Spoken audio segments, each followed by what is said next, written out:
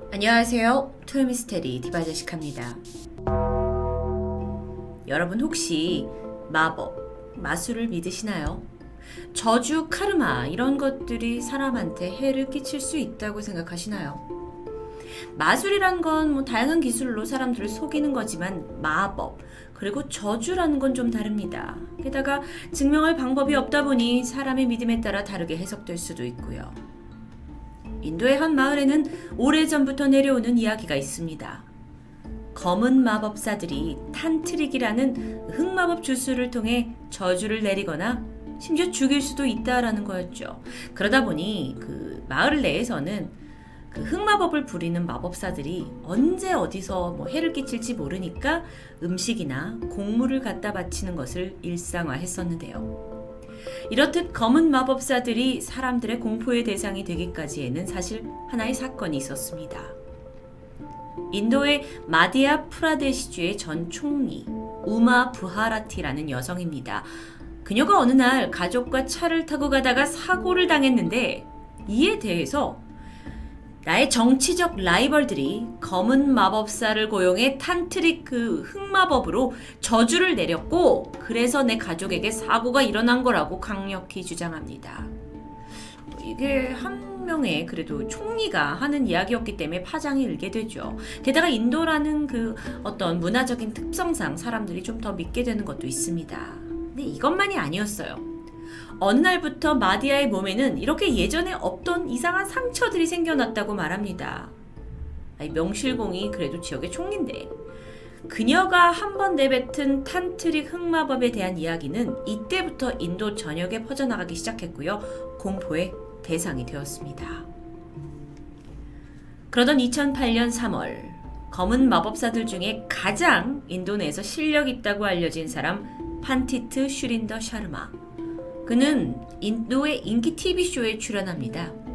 대단한 탄트리 챌린지라는 프로그램이었는데 여기에서 내건 타이틀이 3분 안에 사람을 죽일 수 있다라는 거였죠. 당시에요. 이런 그 살인을 할 수 있는 흑마법이 인도 내에서 굉장히 인기가 있었고 인기가 있다기보다 흥미를 불러일으켰고 그러다 보니까 이 여론 속에 방송국에서 그럼 판티트 직접 불러서 우리가 증명해보자 라고 기획한 겁니다. 쇼의 진행자인 사날 에다마르크는 세상에 마법은 존재하지 않는다라고 굳게 믿고 있었던 사람이기 때문에 판티트가 등장을 해도 전혀 무서워하지 않았습니다. 오히려 의심의 눈으로 그에게 도발을 하기 시작했어요. 당신이 정말 마법으로 사람을 죽일 수 있냐? 그럼 그 실험을 나한테 한번 해봐라.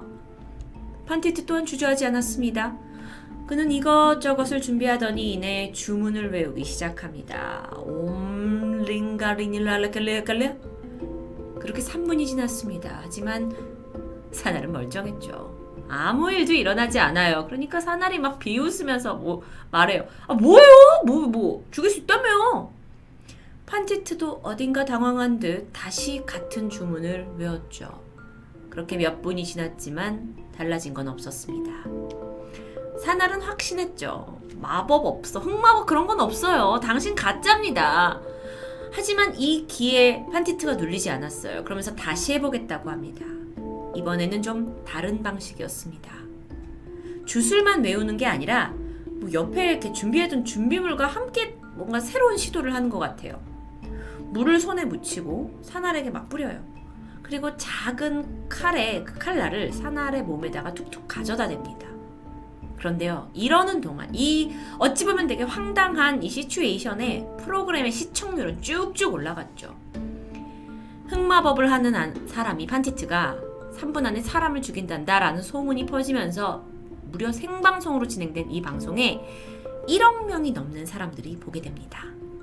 시청자들은 조마조마하죠. 그리고 막 노력하는 판티트, 비웃고 있는 사날까지. 이거 아주 웬만한 드라마보다 재밌는 생방송입니다. 그러다 갑자기 판티트는 밀가루로 이렇게 대충 만든 어떤 사람의 얼굴 형태를 가지고 왔습니다. 그리고 얇은 실을 가지고 그 형태의 목을 둘러서 조르면서 말하죠. 이 세상 누구라도 3분 안에 이 마법을 통해 죽게 될 거다. 어떻게 됐을까요? 달라지는 건 없었습니다. 이제는 방송국 기획자마저 이거 어떻게 되냐 하면서 수습을 어떻게 할지 몰라 난감하게 됩니다. 사날은 계속 이제 소위 말하는 좀 도발, 깐족대죠. 뭐 하는 거예요? 죽일 수 있다면서요? 아, 왜 아무것도 못해요? 저 할 수 있는 거 맞아요? 판티트가 시간을 좀 더 달라고 부탁해요. 하지만 방송사는 거절했을까요? 아니요. 뒤에 나올 방송까지 취소하면서 생방 시간을 연장합니다.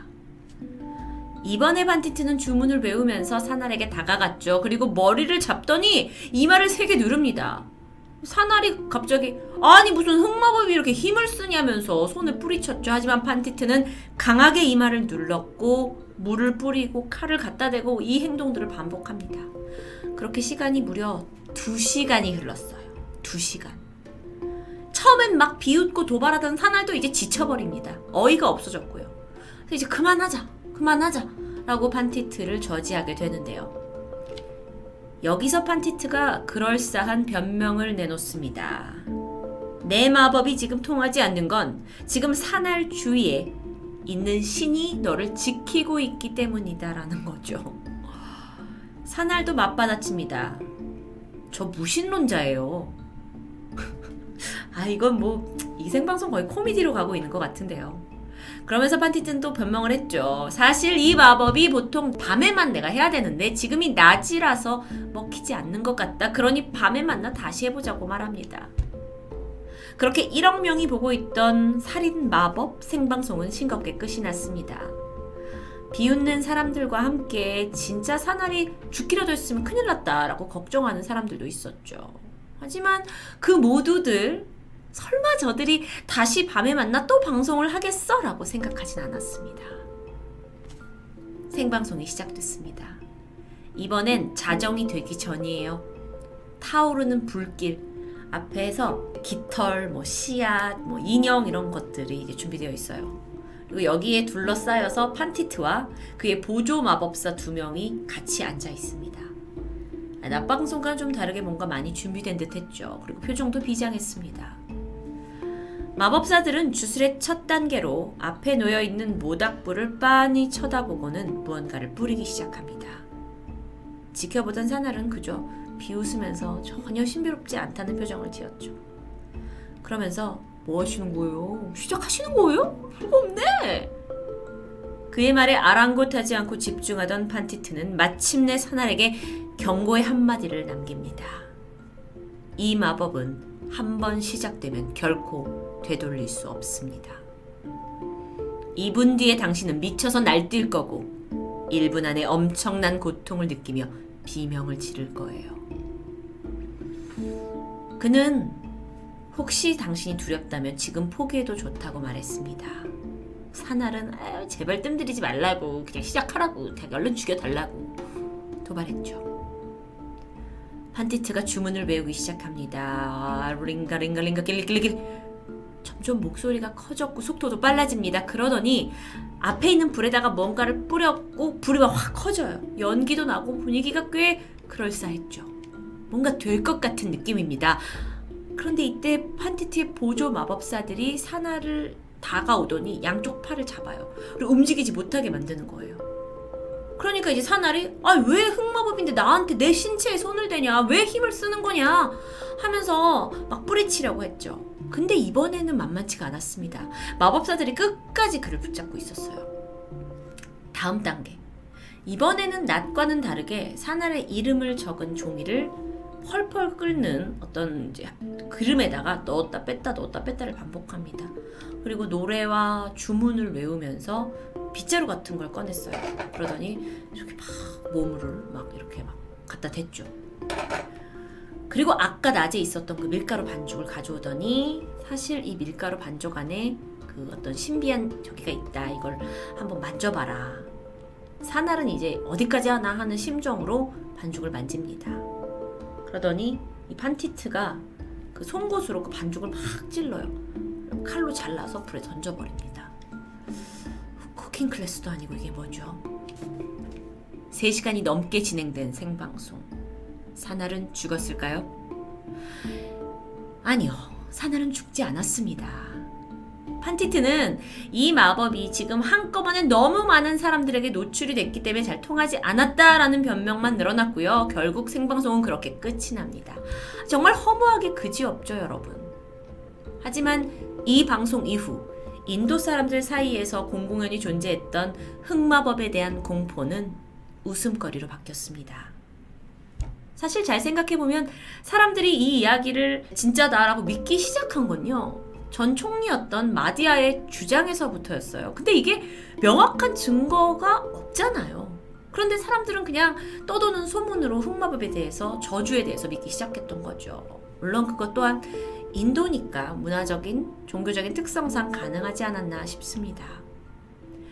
그렇게 현실이 파악됐고 모든 게 이제 흑마법은 사라지나 했지만 정작 마법사들의 생각은 달랐습니다. 3분 안에 죽이겠다는 진행자 사날, 그는 여전히 멀쩡히 살아있지만 판티트와 그 흑마법 부류의 사람들은 마법의 힘은 여전히 존재한다고 굳게 믿었고 그 추종자들도 존재합니다. 흑마법의 주된 목적은 행운을 빌거나 또는 다른 누군가를 파멸하기 위해서다라고 알려져 있습니다. 아주 소수의 사람들이 하는 어떤 헌신적인 기법이라고 할 수 있지, 이게 종교와는 좀 거리가 있어 보이는데요. 문제는 어쩌면 이 생방송에서 있었던 모든 일화를 통해 사람들은 자신이 굳게 믿고 있는 어떤 신념이 있다면 아무리 눈앞에 진실이 드러난다 한들 마음을 쉽사리 돌리지 않는구나라는 것을 엿볼 수 있었습니다. 이건 사뭇 마법이나 주술에만 해당되는 게 아니라 넓게 나아가 사이비 종교나 그릇된 정치적 신념, 그분들에게도 해당되지 않을까요? 신념은 어쩌면 귀신보다 더 무섭다는 생각이 듭니다. 토요미스테리 디바제시카였습니다.